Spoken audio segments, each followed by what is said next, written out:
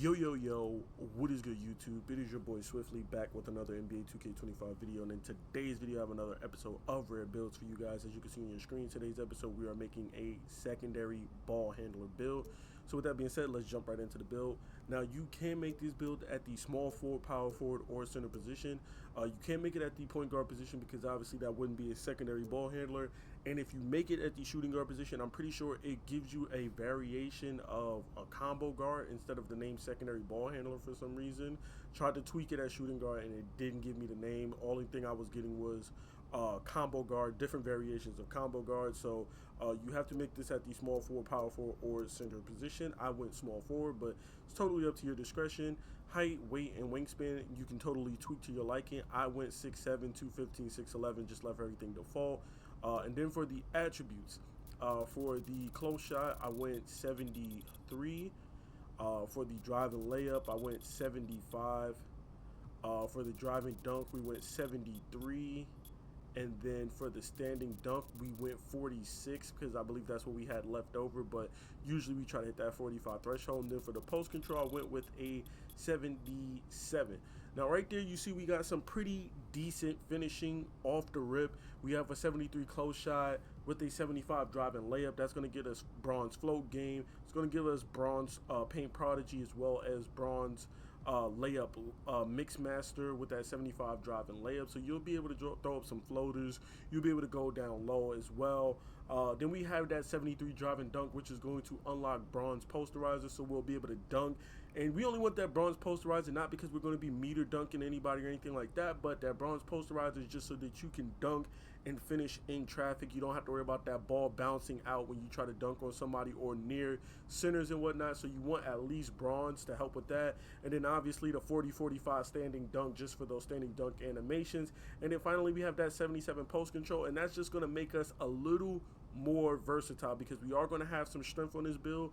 That 77 post control is going to just make us versatile in the sense that, you know, now we'll be able to also score in the post. You know, you got standing dunk, you got driving dunk, you can catch lobs, you can catch, backdoor cuts, you can dunk, you can throw up floaters, you can go down low in the paint. You have hook specialists on this build, as well as, unpluckable from the, post control, although we will have a higher level because of our ball handle. We'll have post fade phenom on this build, as well as post powerhouse, and you see we'll also have post up poet. So this build is just, multi-dimensional. You're not one-dimensional with this build. You can score at all three levels, and you can score a variety of different ways, so it's not just driving or rim running. You got standing dunk, you got driving dunk, you got layup, close shot, post control, and all of that good stuff. Moving on to the shooting, we do have a 75 on the midi, and then we have a 76 on the three ball. Now obviously that's not the greatest, but you can increase that. As you can see, this build goes up to a 93 midi and an 84 three ball. So with your cap breakers, you can throw +5 on there and bring that up to an 81 three ball or even an 80 mid-range if you want to increase to just be a little bit better offensively. You can do that. I went with an 85 free throw, but if you only play park, you can drop that down to like a 75.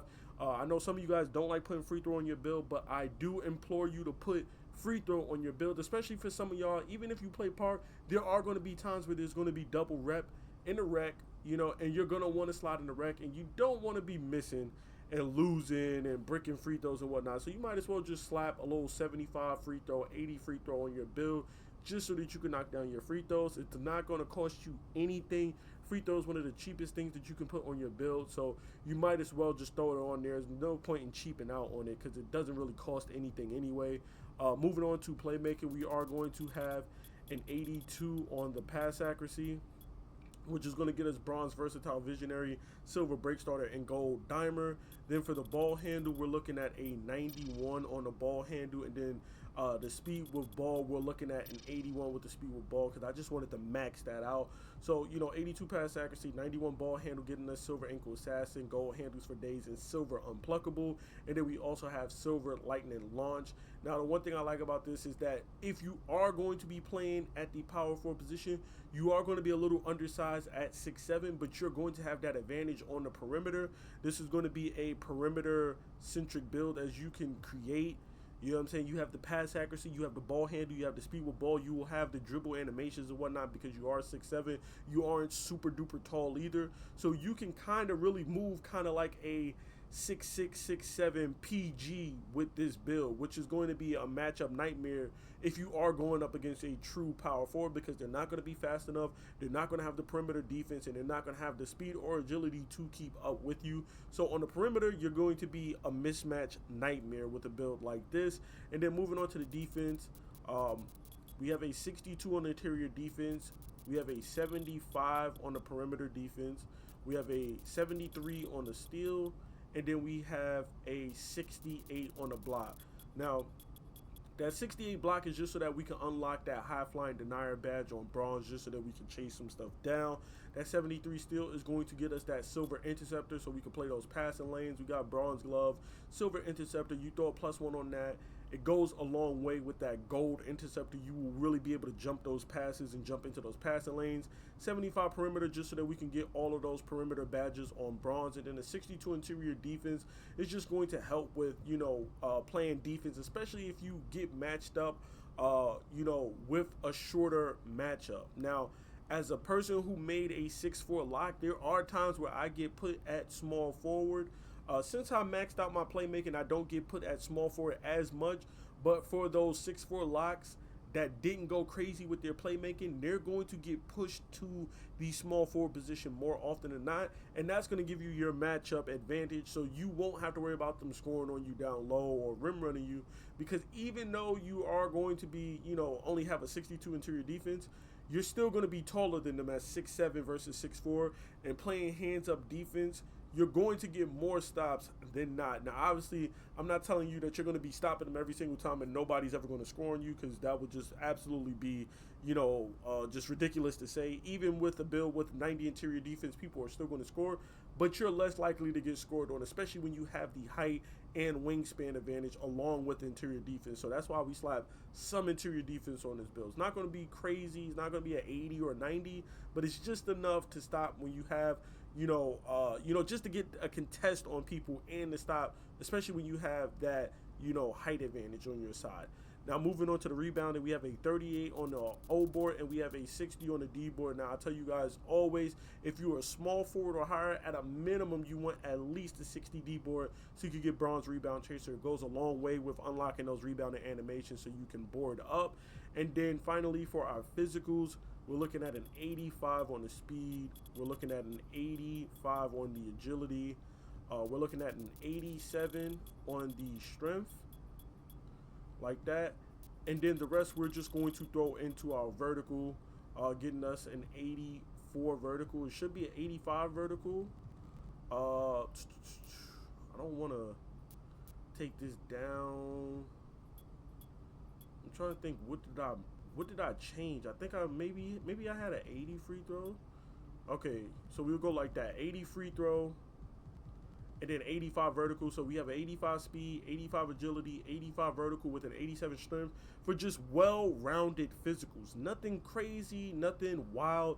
You have decent speed with 85 speed, 85 agility. You have pretty decent strength at 87. And then you also have pretty good vertical at 85, which you'll be able to, jump out the gym to get those blocks and to help get those rebounds. Obviously, that strength is going to kick in, help us get physical finisher. We're going to have Hall of Fame strong handle, which is going to help us with getting to the rim. Bronze box out beast, silver brick wall, silver immovable enforcer, and silver post powerhouse. And then, of course, that post control, like I talked about earlier, you're going to have silver post a phenom. You're going to have bronze hook specialist, silver post powerhouse, and silver post up poet. You throw a +1 on any of these badges and you're just going to obviously bolster your ability to score out of the post, whether it's a post fade, whether it's a drop step, whether it's a post spin or an up and under or whatever, or even just straight up shooting a post hook. You have your options. You're able to score at all 3 levels, really 4 levels if you consider the post a 4 level like some people do. Then you have your playmaking, you have some shooting as well on your build, and then you have some serviceable defense. Not saying that you're going to be a lockdown defender, but 75 perimeter with a 73 steal, is really all you need if you are a really good defender. And then we have really, good physicals with the speed and agility and strength and vertical to go with it.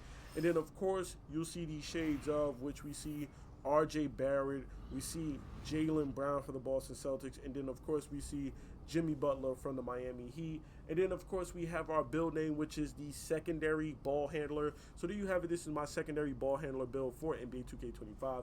Please be sure to drop a like, comment, and subscribe for more NBA 2K25 content. And, of course, more rare builds like this. I'm out, y'all. Peace.